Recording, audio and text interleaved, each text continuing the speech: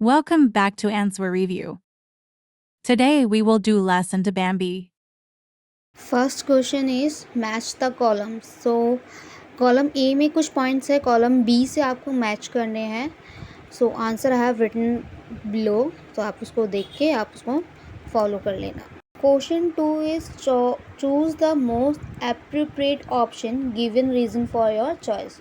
तो इस क्वेश्चन में है कि कुछ ऑप्शंस दिए हैं आपको और ऊपर एक सेंटेंस होगा, उससे रीजनेबल नीचे ऑप्शन है, आपको सबसे करेक्ट आंसर चूज़ करना है. तो ए पॉइंट जो है, it's Bambi fail the ground burning under his feet because.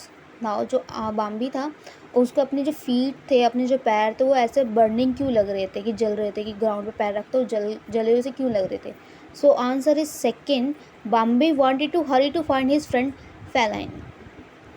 Bambi को बहुत जल्दी थी, वो चाहता था कि अपनी फ्रेंड फेलाइन को जल्द से जल्द ढूंढे, तो इसलिए वो उसको ऐसा लग रहा था कि उसके फीट गर्म हो रहे हैं ग्राउंड पे. So B point is no, said the old stag sadly, you will never come back, never again. The old stag said these were to Bambi because. So main of this question is, जो old stag था उसने कहा था नहीं, आप तुम वापस नहीं आओगे और कभी नहीं आओगे. तो ऐसा ओल्ड स्टैक ने बाम्बी को क्यों कहा. So right option is second, he knew who was calling and what could happen.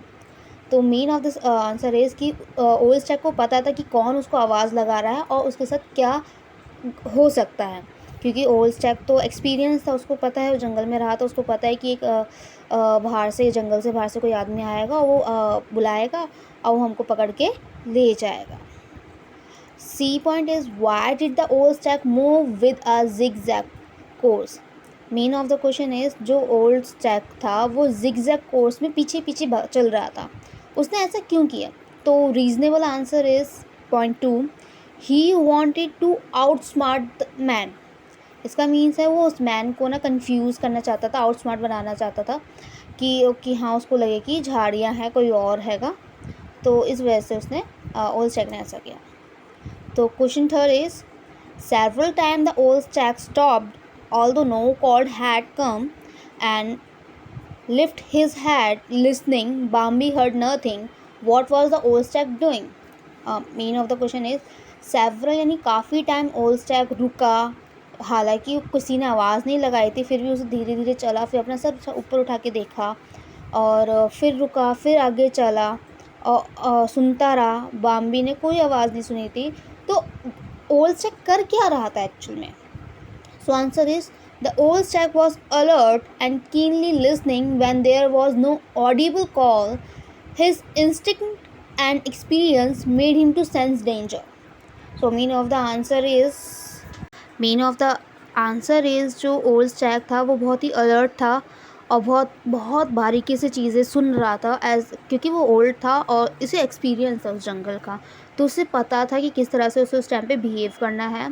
हालांकि उस टाइम पे कोई आवाज़ देने वाला कोई शोर नहीं था, लेकिन वो फिर भी अपने इंस्टिंक्ट पे, यानी अपने तजुर्बे पे और अपने एक्सपीरियंस पे चीज़ों को सेंस कर रहा था. वो उसको लग रहा था कि हाँ यहाँ कोई चीज़ डेंजर हैगी.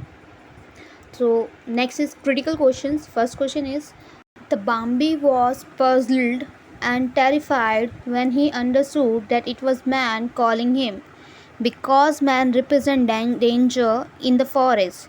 His fear arises from the instinct that human can harm.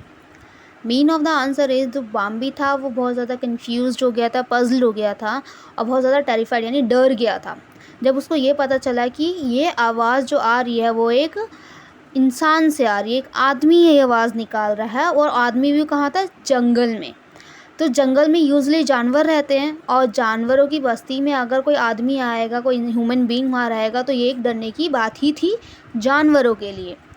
His fair, उसका जो फेयर था वो बहुत एक इंसान को वहाँ देख के जग चुका था और उसको ये पता था कि जो इंसान है अगर वो जंगल में है तो वो उनको ज़रूर हार्म करने ही आया होगा. Second question is, why do you think the old stag did not wait to be thanked. Main of the question is कि जो ओल्ड स्टैग था वो थैंक यानी बाम्बी से थैंक सुनने तक के लिए क्यों नहीं रुका, क्योंकि वो गायब हो गया था.